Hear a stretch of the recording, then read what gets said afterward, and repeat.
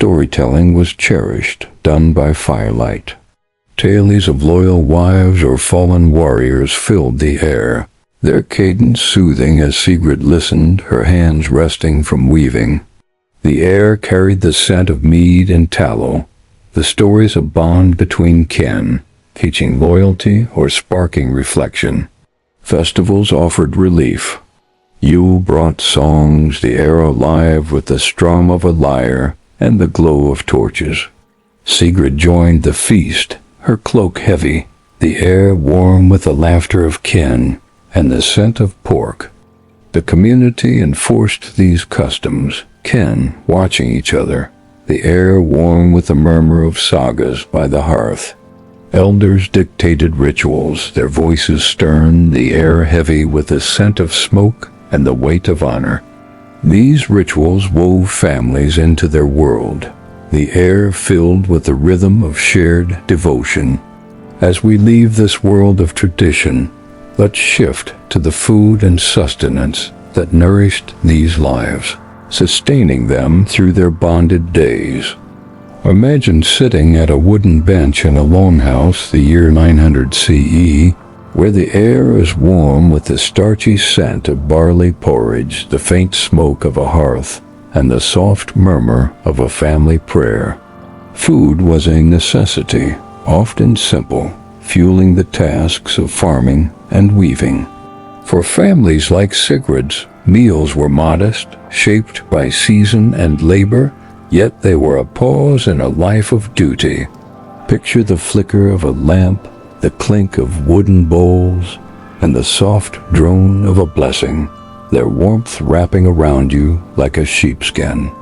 Let's explore the tastes, textures, and smells of their table, letting these details settle gently in your mind, guiding you toward rest. Barley was the staple, its grains coarse and boiled into porridge. Sigrid ate it with dried fish, their salty tang sharp, the air warm with the scent of grain and the clink of spoons. Hearths produced flatbreads, the air heavy with the smell of char and the effort of kneading. On festival days, pork or goat was roasted, the air rich with grease or the savory aroma of herbs, a rare treat that softened the meal's plainness. Offerings to gods, ale or bread, were left at altars, the air warm with their scent and the weight of piety. Stews made from fish or roots were a daily dish, simmered over a fire. Sigrid stirred in onions or seaweed, the air heavy with the earthy scent of broth and the steam that warmed her face. Fish, often herring, added flavor, its briny taste sharp, the air filled with the smell of the sea. Meat was rare beef for elites, broth for farmers, the air heavy with the aroma of fat and the murmur of prayers. The elite dined on venison or honey, the air rich with sweetness and the clink of silver. Vegetables were common, their availability tied to small plots. Turnips or cabbage were staples, their earthy taste a contrast to barley. Herbs like dill, grown wild, added sharpness, their aroma cutting through the stew's richness. Fruit was a luxury, berries or apples, its sweetness rare, the air soft with their juicy scent. Sigrid shared a handful of bilberries with her children, the air warm with the joy of a treat and the murmur of thanks. Ale was the drink of choice, its warmth soothing, the air filled with the clink of horns and the scent of malt. Water drawn from streams was served in wood, the air damp with its purity and the faint taste of moss. Meals were a communal act, families gathered by the hearth, their spoons clinking, the air warm with the glow of lamps and the murmur of talk gossip about raids, the day's tasks, or tales of gods. The act of eating was a pause, a moment of connection in a life of labor, the air filled with the comfort of togetherness. As we leave the table, let's shift to the challenges and dangers that shaped their lives, from the perils of betrayal to the threats of winter. Imagine walking a Longhouse path at dusk, the year 900 CE, where the air is cold, the lamps flickering, and the distant howl of wind echoes through the snow. For families like Sigurd's, life was a negotiation with danger, betrayal, hunger, and communal scrutiny were ever present. Their impact felt in the quiet moments of fear and loss. Picture the flicker of a lamp, the weight of a charm in trembling hands, and the tense silence of a prayer for safety, their rhythm a steady pulse in a world of uncertainty. Let's explore these perils, letting their weight settle gently in your thoughts, like frost falling on a quiet fjord, guiding you toward calm. Betrayal was a relentless foe. Adultery or broken oaths risked feuds, the air tense with the fear of vengeance and the murmur of sagas.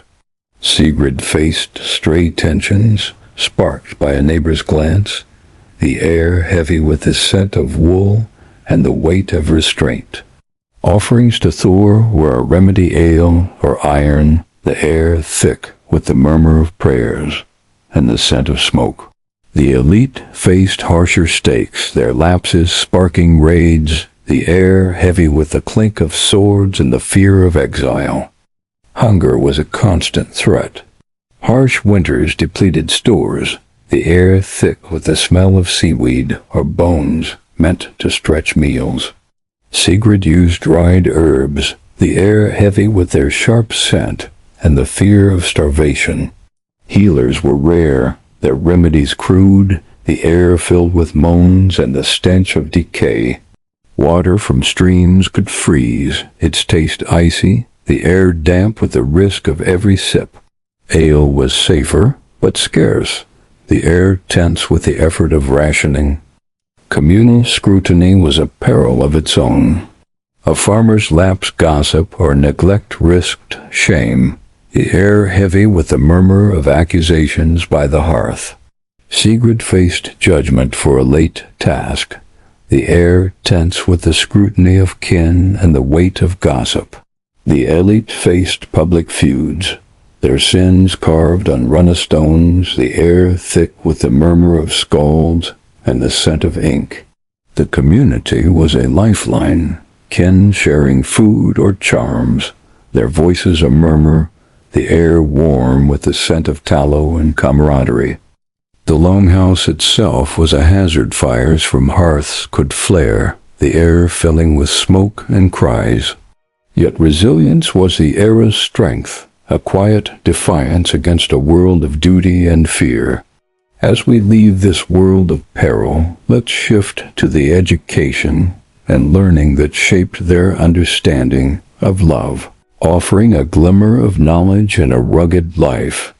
Imagine sitting by a Longhouse fire, the year 900 CE, where the air smells of smoke and wool, and the faint chant of a saga traces a lesson.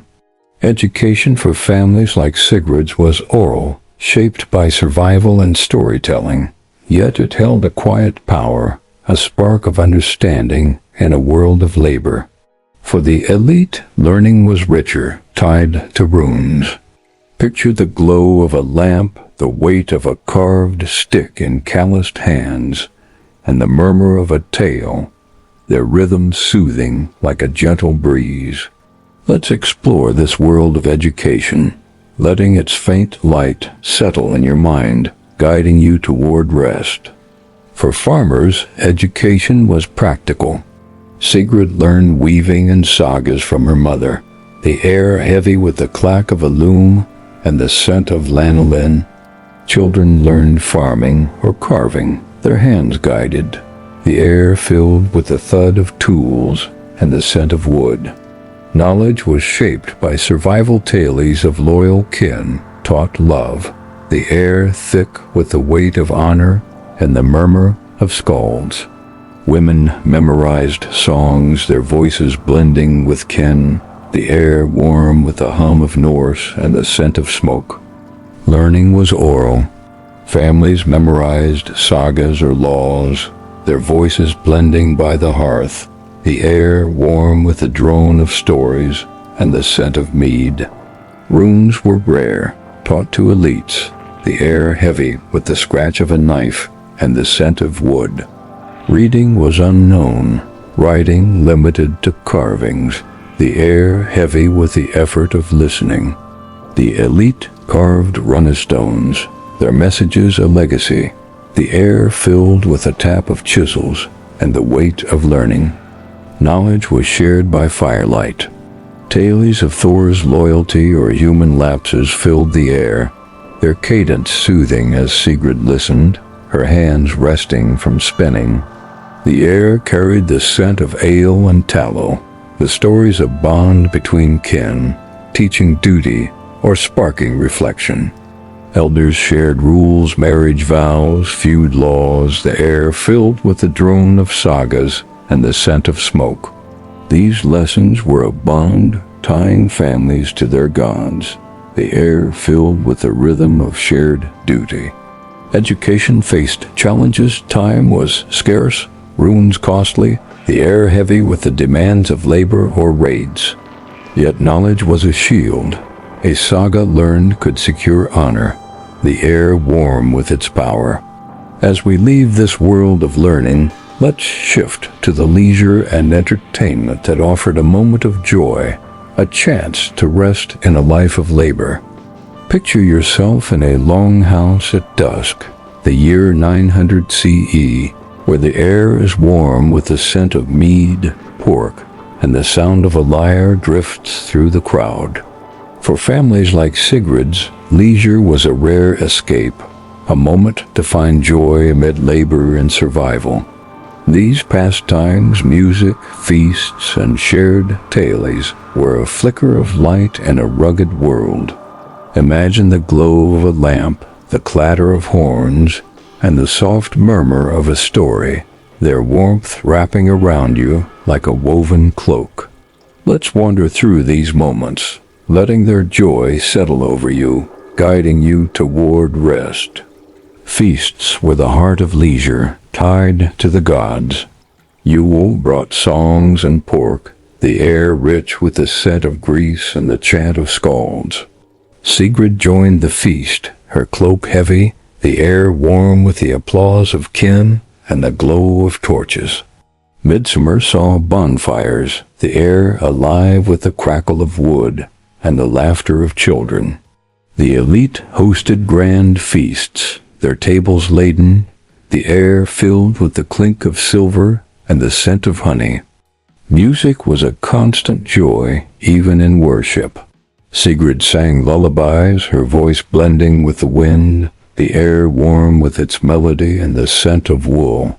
Families played drums by the hearth, their rhythms lightening the evening, the air filled with the thud of wood and the murmur of praise. Work could be leisure carving or spinning, the air heavy with the scrape of knives, or the scent of lanolin and the rhythm of shared tasks. Games were cherished. Families wrestled by the fire, the air filled with the shout of youths and the scent of smoke. The elite played Nefertaf, the air heavy with the clack of bone and the scent of mead. Feasts brought spectacles, skaldic recitals, or dances, the air rich with the smell of dust and the excitement of a crowd. Sigrid watched, her apron dusty, the air warm with the joy of a rare escape. Storytelling was beloved, done by firelight. Tales of Freya's love or mortal loyalty filled the air, their cadence soothing as Sigrid listened, her hands resting from weaving. The air carried the scent of ale and smoke, the stories of bond between kin, teaching duty or sparking laughter. The longhouse was a stage, with gossip about lapses shared in whispers, the air warm with intrigue. These moments were a bridge, connecting families to their world, the air filled with the rhythm of shared lives. As we leave this world of joy, let's shift to a final reflection, tying together the threads of these lives. As the sounds of the longhouse fade to the crackle of the hearth, the rustle of wool, the scent of mead and smoke, Let your mind rest in the quiet that follows.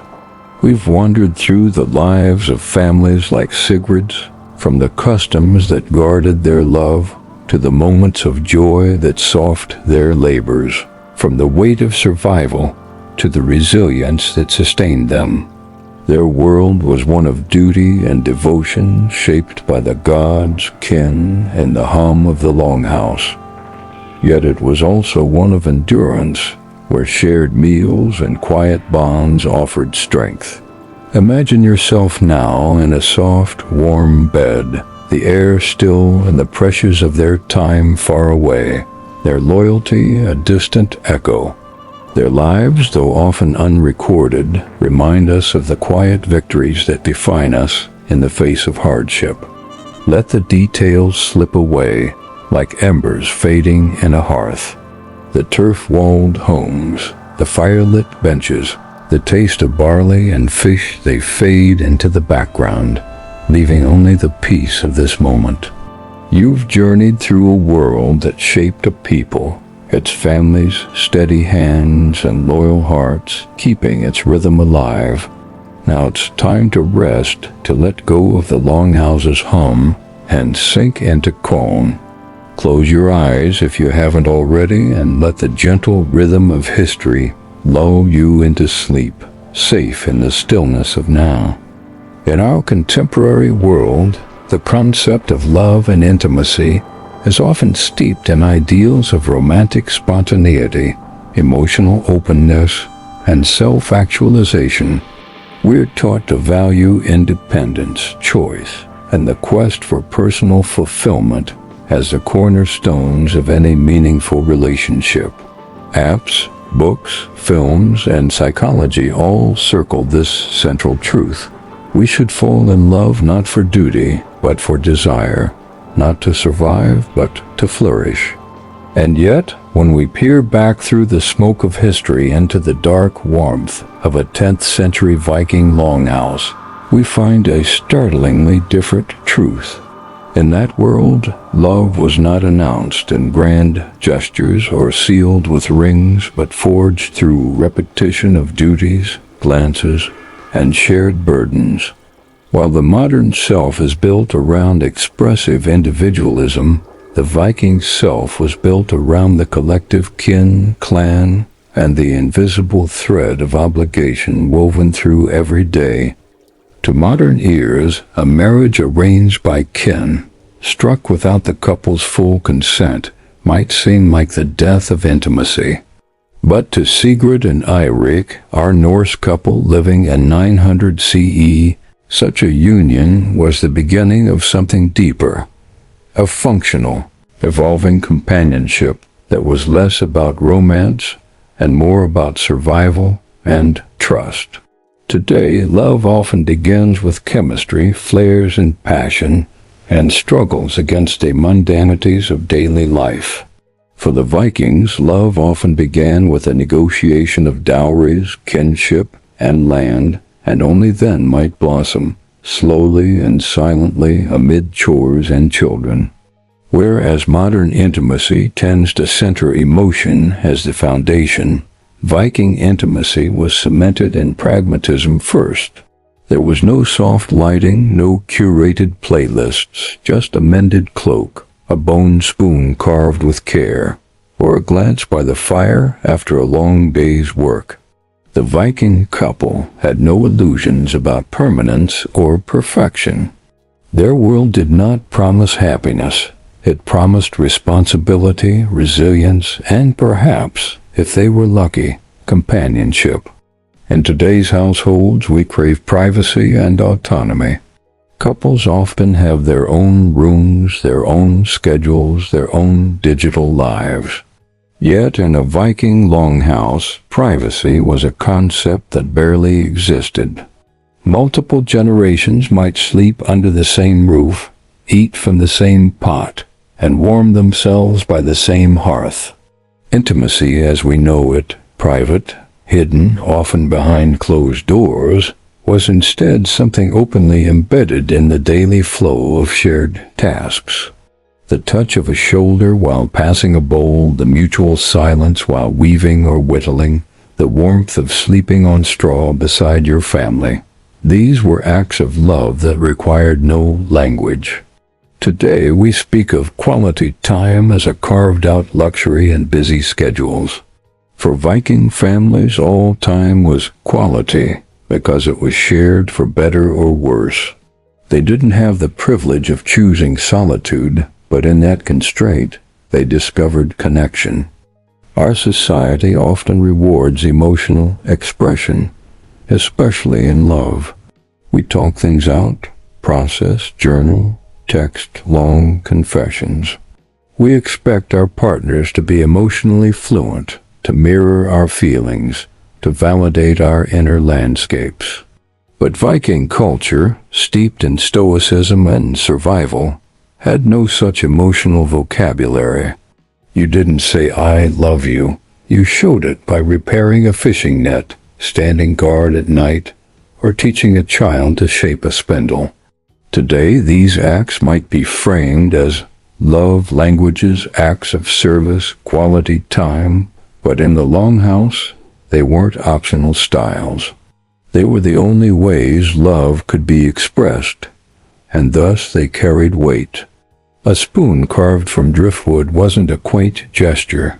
It was a piece of your time and strength given to someone else, in a world where time and strength were limited. That spoon was love, and it didn't need to be spoken. Even the communal scrutiny found in Viking society finds an eerie parallel in today's social media-driven culture.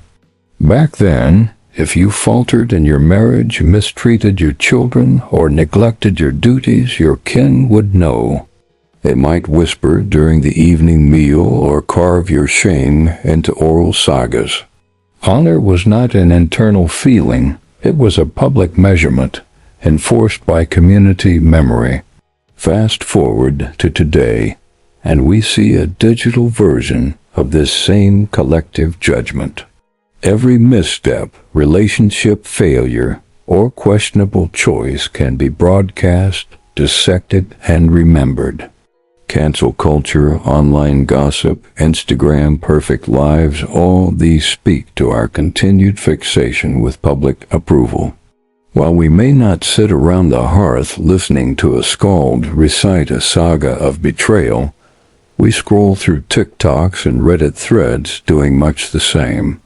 Viking communal life, for all its difference, reflects a universal truth. Love is never just about two people. It's always shaped by the eyes watching them. The role of gender in shaping intimacy also offers fertile ground for reflection. Today, there is a growing, though incomplete, push toward egalitarian relationships, where men and women are encouraged to share responsibilities, child-rearing, and emotional labor. In Viking households, women like Sigrid wielded real domestic power, even though they lacked political voice. While Viking society was patriarchal, it also entrusted women with the management of the household and the preservation of kinship rituals. A woman could initiate divorce, own land, and even wield weapons in some rare cases. Yet her intimacy with her husband was often grounded in duty. She kept the hearth warm, bore children, and ensured the family line endured. Compare that to today's expectations, where women are often expected to be emotional anchors, sexual partners, professional equals, and aesthetic ideals all at once. In some ways, Viking women had more clarity in their roles, even if the weight of survival made them no less heavy. Our ideas of child-rearing also reflect stark contrasts. In today's world, parenting is often child-centric, with bedtime routines, gentle discipline, emotional attunement, and a belief that children should be nurtured as individuals with unique voices. In the Viking Longhouse, children were loved, yes, but they were raised with the understanding that life was hard and short. A child who lived past age 5 was considered lucky. Intimacy between parent and child wasn't soft, it was instructional. A mother like Sigrid would show love by teaching her daughter to spin wool or brew stew. Her lullaby wasn't designed to comfort, it passed on history and faith. A father's affection might come not from praise, but from showing a son how to craft a spear or avoid shame. There was no baby monitor, no baby-led weaning, only the rhythm of the household and the quiet hope that the child would endure. Religion, too, transforms our experience of intimacy. In the Viking world, the gods were ever present, watching, judging, demanding tribute. Love, marriage, childbirth, and even household chores were tethered to the divine. Offerings to Freya for fertility, to Thor for protection, or to ancestral spirits for guidance were not ceremonial extras, they were emotional anchors. Today, in an increasingly secular world, many experience love as an entirely human affair. The gods no longer bless our beds or curse our quarrels. For some, that's a liberation. For others, it's a loss of structure. The sacredness of intimacy is now a private decision, not a public obligation. We define love for ourselves rather than fitting it into an ancient framework. Yet one wonders what we've lost in discarding that larger narrative, the sense that even our most private gestures participate in something timeless, cosmic, and enduring. Technology has transformed the landscape of love beyond recognition. Vikings had no written love letters, no late-night texts, no curated photo albums. Their lives left traces in bone combs and charred cooking pots, not in metadata or archived messages. Today, every stage of a relationship can be digitized and replayed. We date through apps, confess via emojis, and break up with texts. Intimacy can be scheduled remote or interrupted by alerts. But this convenience often comes at a cost, the saturation of attention. Where Viking couples had nothing but each other and their firelight at the end of the day, modern couples must battle constant digital distractions. We may be more connected than ever, but we are rarely more present. In this, Sigrid and Eirik may have had the advantage. Their intimacy was limited, yes, but it was deeply felt. Every meal shared, every word whispered, carried the fullness of their world. Our modern economies also shape love differently. Where Vikings survived on subsistence barter, livestock, seasonal harvests, we operate in a capitalist framework that monetizes time, care, and even love itself. Childcare, therapy, dating apps, engagement rings, and even wedding venues are industries. Love has been commodified, commercialized, and often staged for others. Sigrid never needed a wedding planner or a Valentine's Day card. Her marriage was cemented by mead, firelight, and whispered vows before kin. Intimacy wasn't for show, it was woven into the work of living. While modern couples may enjoy more leisure and luxury, they also face more performance. Authenticity is often sacrificed on the altar of optics. In the Viking world, there was no pretense of eternal happiness. Love was raw, real, and often silent, but never hollow. Mental health is another striking area of difference. Today, we are encouraged to explore our inner worlds, name our traumas, and seek healing. We talk about attachment styles, love languages, emotional availability. But in the Longhouse, mental health had no language. Grief, anxiety, and depression were lived in silence, softened, perhaps by storytelling, ritual, or the sheer demands of survival. When Eirik died, Sigrid did not see a therapist. She remade her life, remarried, endured. That resilience is admirable, but it came with cost. Loneliness, fatigue, and the erosion of the self. Today's culture allows us to grieve aloud, to process. Yet, in making space for healing, we also risk losing the quiet strength that arises from simply enduring. Both models have their merits. Both carry invisible wounds. One could argue that today's relationships, for all their freedom, suffer from fragility. Divorce rates are high, commitment is delayed, and the proliferation of options often creates paralysis. In contrast, Viking relationships, though bound by duty, were resilient. They weren't easily broken, not because they were happier, but because they were necessary. There was no abundance of choice, no constant swiping. You lived with who you married. You worked with them, ate beside them, and raised children in shared breath.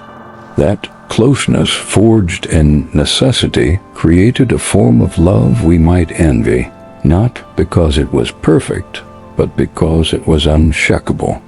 In a modern world obsessed with passion, perhaps we undervalue endurance. Finally, the idea of legacy and memory has changed. Viking intimacy left few written records, but it imprinted in sagas, runestones, and the oral memory of kin. Today, we preserve love through digital albums, wedding websites, and anniversary hashtags. Our memories are backed up, not retold. But when the power goes out, what remains? For Sigrid, what remained was the child who remembered her lullaby, the brooch worn by her daughter, the bench where she once wove. Her intimacy became tradition.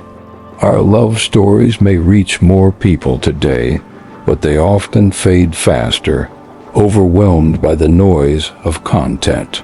There's something profoundly enduring in a love that needs no audience. In sum, the world of the Viking Longhouse offers a mirror not of our romantic fantasies, but of love's oldest truth, that it is shaped not by words, but by presence, not by performance, but by consistency, not by perfection, but by participation.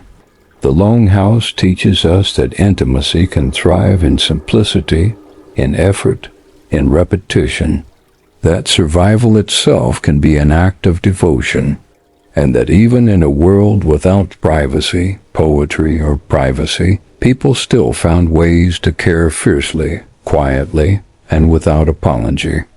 That lesson, stripped of its furs and firelight, still waits for us today, if we choose to see it. As you settle into the quiet of this moment, let your mind drift to a turf-walled longhouse in Norway around 900 CE, where the air carries the scent of wood smoke, damp wool, and the faint crackle of a hearth fire. In these smoky, communal homes, love and intimacy through marriage, family, and friendship were woven into the daily lives of Viking families, shaped by duty, survival, and quiet affection.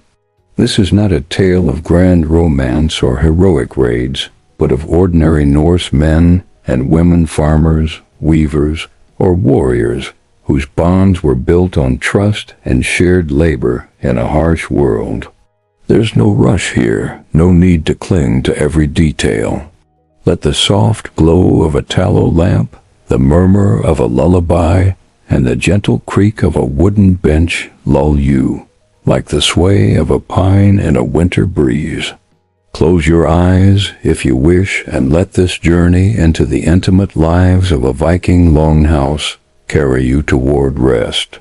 We'll explore 10 facets of this world, each a window into the lives of those bound by Norse customs, from the daily chores that strengthened their ties to the moments of vulnerability that tested them, from the hearthside gatherings to the quiet corners of the longhouse. We'll move slowly, savoring the textures and sounds of a world both rugged and warm. The air is heavy with the scent of barley and leather, the longhouse alive with the clink of iron tools and the hum of shared stories. Love was practical, yet profound intimacy was a shared meal, a mended cloak, or a whispered vow. But there were also moments of resilience, quiet devotion, and fleeting joy. Let's begin by stepping into a Viking Longhouse, where love and intimacy shaped every heartbeat, wrapped in the rhythm of a world both fierce and tender. Imagine standing in a dimly lit longhouse in Denmark in 900 CE, where the air is thick with the scent of peat smoke, stewed fish, and the faint creak of timber beams. You're a member of a Norse household, perhaps a farmer, a weaver, or a young warrior living in a world where love and intimacy are expressed through shared labor and quiet moments by the fire. The longhouse hums with the clatter of a loom, the bleat of goats outside, and the distant howl of wind. But your day is shaped by tasks that bind you to your kin. A single day reveals the rhythm of this life, its pace steady but demanding. Let's wander through your routine, letting the sounds of the longhouse, the clink of a pot, the rustle of straw, the murmur of voices settle over you like a woolen blanket, guiding you toward calm. Your day begins at dawn, roused by the crackle of the hearth, the air sharp with the chill of earthen floors and the scent of damp wood. You sleep on a wooden bench along the walls, on a straw mattress under a sheepskin, the air heavy with the rustle of wool and the warmth of shared breath. You dress in a tunic of coarse linen or wool, its fibers rough, the air filled with the creak of a belt and the weight of practicality. Breakfast is simple. Porridge with dried fish, its salty tang mingling with the smoke of the fire, the air warm with the effort of chewing. As a farmer, you tend fields or livestock, your hands calloused, the air filled with the thud of a hoe or the scent of manure. Love is shown through action, mending a fence for your wife, teaching your son to carve wood, the air tense with the weight of duty and the murmur of encouragement. If you're a woman, you weave wool or grind barley, your fingers steady, the air heavy with the clack of a loom or the scent of grain. Your marriage, arranged for alliance, is a partnership, the air warm with the clink of shared tasks and the hope of children. The community is vital kin, and neighbors share the longhouse, their voices blending over meals, the air warm with the scent of stew and the weight of trust. Intimacy is subtle, a hand on a shoulder, a shared glance by the fire, the air heavy with the scent of wool and the fear of winter's hunger. Disputes are settled by elders, the air tense with the murmur of sagas and the weight of honor. As night falls, you rest on your bench, the air quiet save for the flicker of a lamp and the distant howl of wind. Your body weary from the day's toil. As this world settles, let's shift to the life of one woman whose story reflects the intimacy of the longhouse. Let your thoughts drift to a firelit longhouse in Norway in 900 CE, where the air is warm with the scent of barley stew, tallow, and the faint rustle of a woolen cloak. Here we meet Sigrid, a wife of 30, whose life is shaped by love and intimacy in a Viking household. Imagine standing beside her, the glow of the hearth casting shadows on turf walls, the weight of a linen apron on her shoulders, the soft murmur of her daughter's chatter. Sigrid's story is one of partnership and quiet devotion, her days a balance of labor and affection. Let's follow her journey, letting the rhythm of her life, the clink of a ladle, the scent of hay, the creak of a bench lull you like a gentle tide, guiding you toward rest. Sigrid was born in 870 CE to a farming family near a fjord. Her father plowed fields, the air heavy with the smell of earth and the creak of an ox yoke, while her mother spun wool, the air filled with the whir of a spindle. At 16, Sigrid married Eirik, a warrior farmer, a match arranged by kin, the air thick with the scent of mead and the weight of vows. Sagas like Egil's taught her the value of loyalty, the air heavy with the drone of skalds and the scent of fire. A neighbor's tale of a broken betrothal taught her to honor her role, the air tense with the weight of gossip and the hope of harmony. Her days were spent weaving or cooking, her hands rough from a loom or pestle, the air filled with the clack of wood or the scent of fish. She bore 2 children, each birth a risk, the air heavy with the pain of labor and the murmur of prayers to Freya. Love was practical. Eirik carved her a comb. She mended his cloak, the air warm with the clink of tools and the scent of wool. Intimacy was shared work or a quiet word by the fire, the air tense with the fear of raids and the weight of survival. Hardship was constant. A harsh winter in 895 CE strained their stores, the air heavy with the smell of smoke and the fear of starvation.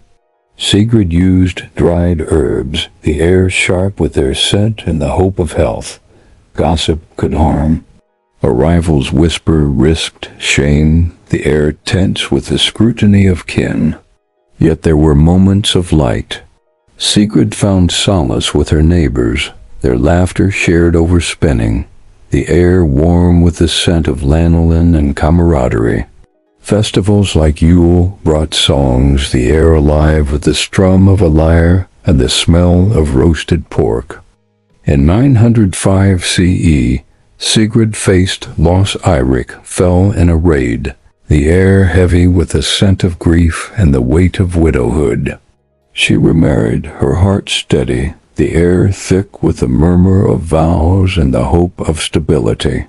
She died in 910 CE, likely from fever, her life unrecorded but vital to her Longhouse's rhythm. As Sigrid's story fades, let's shift to the traces of this world, uncovered by those who seek its past.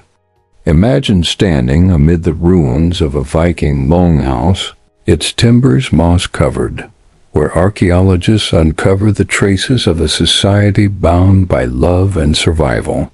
The year is now, but your mind lingers in 900 CE, where the air was thick with wood smoke, wool, and the quiet weight of kinship. Norse families like Sigrid's left fragments of their lives' combs, runestones, loom weights that reveal their intimate bonds. Archaeology and sagas are a window into their world, showing a culture of loyalty and practicality. Let's explore these traces, letting their stories settle like ash in a quiet hearth, their whispers guiding you toward rest. Excavations reveal a world of connection. A bone comb found in a longhouse floor is carved with runes, its teeth worn. The air once heavy with the scrape of bone and the scent of hair. A runestone raised in a field honors a lost husband, its letters weathered. The air once filled with the chisel's tap and the scent of stone. Iron brooch, buried with a woman, pin her cloak. The air once warm with the clink of metal and the weight of care. These finds are fragile, their survival a testament to Viking devotion, the air thick with the past. The culture was one of duty and affection, shaped by the hearth. Sagas like Norse saga describe marriages as alliances, the air heavy with the drone of skalds and the scent of mead. Intimacy was practical shared meals or mended tools, yet profound, the air tense with the weight of loyalty and the murmur of vows. Run a stone's note, lapses, divorce, or betrayal, the air heavy with the scent of scandal and the hope of redress. Rural settlements followed simpler customs, their elders less formal, the air filled with the bleat of sheep and the weight of oral agreements. Archaeology uncovers daily life. In longhouses, clay pots hold stew, the air heavy with the scent of fish and the effort of cooking. In hearths, charred bones mark feasts, the air warm with the crackle of fire and the scent of pork. Mysteries linger in these finds. Why were some combs buried under thresholds? Perhaps for luck. A runestone fragment hints at a wife's grief. Its runes faint, the air thick with secrecy. Women's lives, like Sigrid's, are elusive, marked by spindles or brooches, the air filled with the echo of their tasks. The community shaped this world, kin enforcing bonds, the air warm with the murmur of sagas by the fire. Elders judged disputes, their voices stern, the air heavy with the scent of smoke and the weight of honor. These traces, uncovered by careful hands, weave a picture of a society bound by love, yet human in its struggles, the air thick with the scent of effort and devotion. As we leave this world of artifacts, let's shift to the lives of the elite, whose status shaped their expressions of intimacy. Picture yourself in a carved wooden hall, its beams adorned with runes, the air warm with the scent of mead, furs, and the faint clink of silver arm rings. The year is 900 CE, and this is the world of the Viking elite earls and chieftains, whose love and intimacy were shaped by the same customs as farmers like Sigrid, but marked by wealth. The longhouse pulses with the strum of a lyre and the chant of a skald, but their bonds carried greater stakes. Let's explore their world, letting the rhythm of their days, the flicker of torches, the rustle of cloaks settle over you like a fur-lined mantle, guiding you toward calm. The elite, like Jarl Olaf, lived in splendor, their halls warmed by fires, the air heavy with the scent of pine and the glow of polished iron. They rose late, dressed by thralls in embroidered tunics, the air soft with the rustle of linen and the clink of brooches.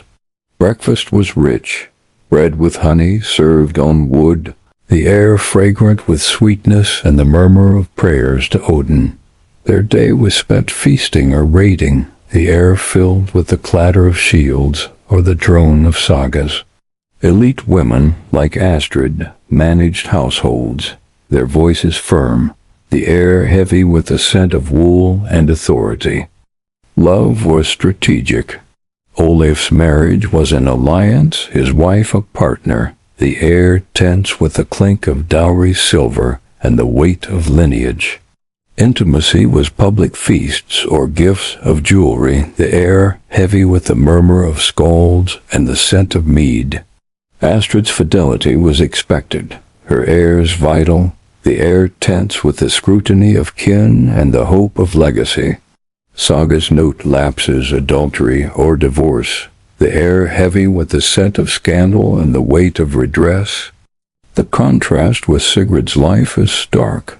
Where she slept on straw, the elite rested on furs, the air warm with pelts and firelight. Where she ate porridge, they dined on pork, the air rich with grease and herbs. Yet all faced the same gods. Freya and Thor blessed both, the air heavy with the scent of offerings and the fear of fate. The deities watched all, their altars smoky, the air tense with the chant of seers and the weight of divine favor. Ordinary farmers sustained this elite world, their labor invisible. They plowed fields or wove cloth, their hands calloused, the air heavy with the thud of hoes or the scent of lanolin. Their meals were simple fish, barley eaten by the hearth, the air smoky from a shared fire. These workers were the settlement's pulse, their toil enabling its grandeur, the air filled with the rhythm of their tasks. The elite's world was one of power, but also risk. Their love was public, their honor fragile, the air thick with the weight of leadership and duty.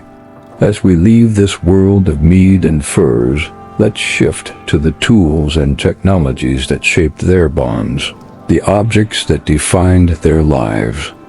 Imagine standing by a longhouse hearth, the year 900 CE, where the air is thick with the scent of wood smoke, iron, and the faint glow of a tallow lamp. Norse families relied on tools, looms, combs, cooking pots that shaped their expressions of love and intimacy. For farmers like Sigrid, these were simple, tied to survival, while the elite used finer versions for status.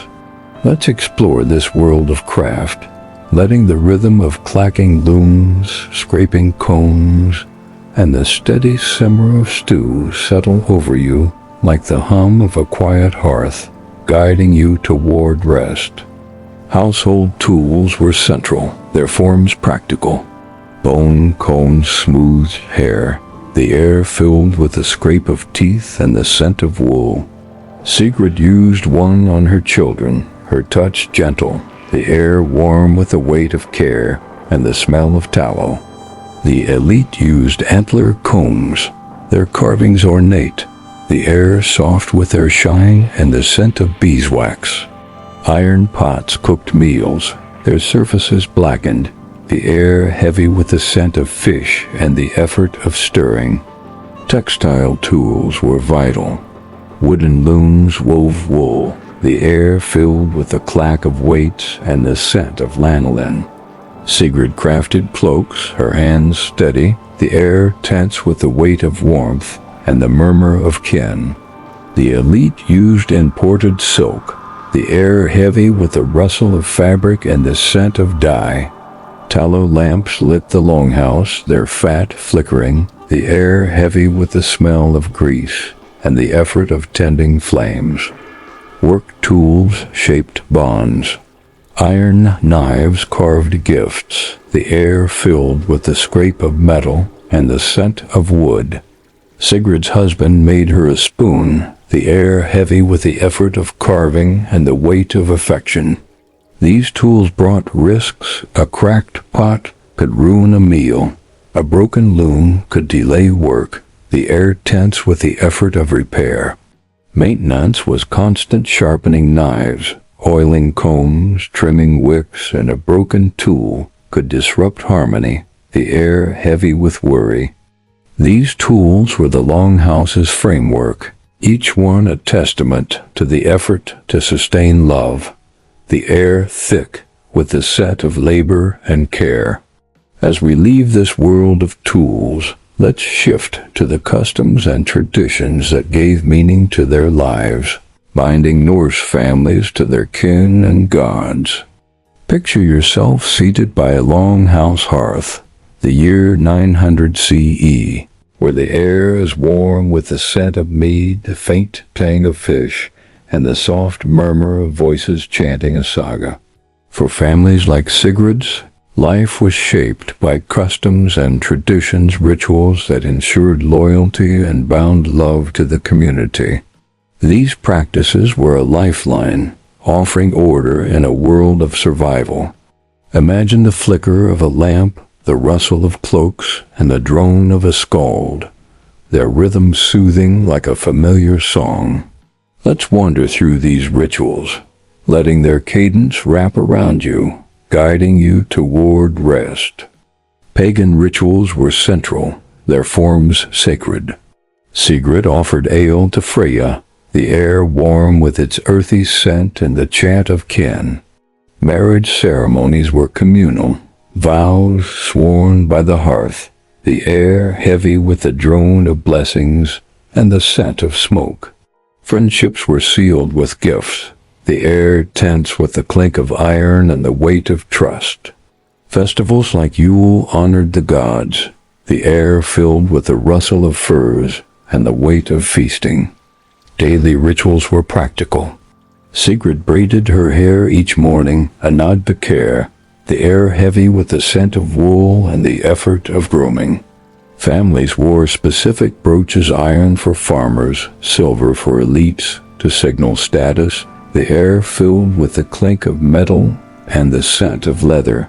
Superstitions guided actions. A raven's cry warded off betrayal, the air heavy with the clink of charms and the hope of protection. The gods' favor was sought through perfect conduct, the air tense with the weight of scrutiny and the murmur of sagas. Tallow lamp.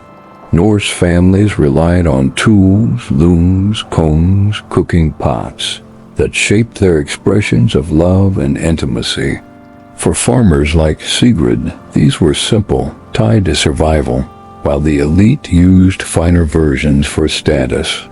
Let's explore this world of craft, letting the rhythm of clacking looms, scraping combs, and the steady simmer of stew settle over you like the hum of a quiet hearth, guiding you toward rest. Household tools were central, their forms practical. Bone combed smooth hair, the air filled with the scrape of teeth and the scent of wool. Sigrid used one on her children, her touch gentle, the air warm with the weight of care and the smell of tallow. The elite used antler combs, their carvings ornate, the air soft with their shine and the scent of beeswax. Iron pots cooked meals, their surfaces blackened, the air heavy with the scent of fish and the effort of stirring. Textile tools were vital. Wooden looms wove wool, the air filled with the clack of weights and the scent of lanolin. Sigrid crafted cloaks, her hands steady, the air tense with the weight of warmth and the murmur of kin. The elite used imported silk, the air heavy with the rustle of fabric and the scent of dye. Tallow lamps lit the longhouse, their fat flickering, the air heavy with the smell of grease and the effort of tending flames. Work tools shaped bonds. Iron knives carved gifts, the air filled with the scrape of metal and the scent of wood. Sigrid's husband made her a spoon, the air heavy with the effort of carving and the weight of affection.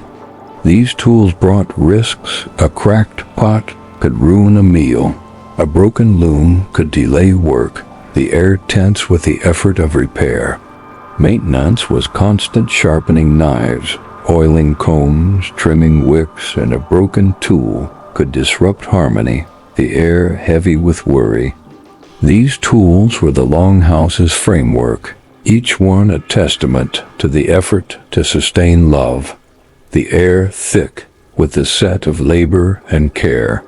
As we leave this world of tools, let's shift to the customs and traditions that gave meaning to their lives, binding Norse families to their kin and gods.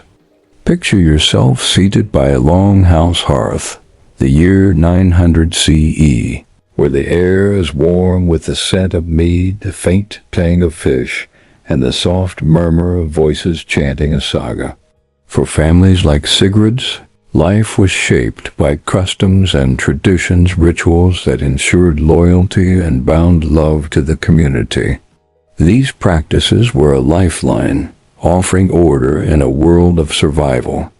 Imagine the flicker of a lamp, the rustle of cloaks, and the drone of a skald, their rhythm soothing like a familiar song. Let's wander through these rituals, letting their cadence wrap around you, guiding you toward rest. Pagan rituals were central, their forms sacred. Sigrid offered ale to Freya, the air warm with its earthy scent and the chant of kin. Marriage ceremonies were communal, vows sworn by the hearth, the air heavy with the drone of blessings and the scent of smoke. Friendships were sealed with gifts, the air tense with the clink of iron and the weight of trust. Festivals like Yule honored the gods, the air filled with the rustle of furs and the weight of feasting. Daily rituals were practical. Sigrid braided her hair each morning, a nod to care, the air heavy with the scent of wool and the effort of grooming. Families wore specific brooches, iron for farmers, silver for elites, to signal status, the air filled with the clink of metal and the scent of leather. Superstitions guided actions. A raven's cry warded off betrayal. The air heavy with the clink of charms and the hope of protection. The gods' favor was sought through perfect conduct. The air tense with the weight of scrutiny and the murmur of sagas.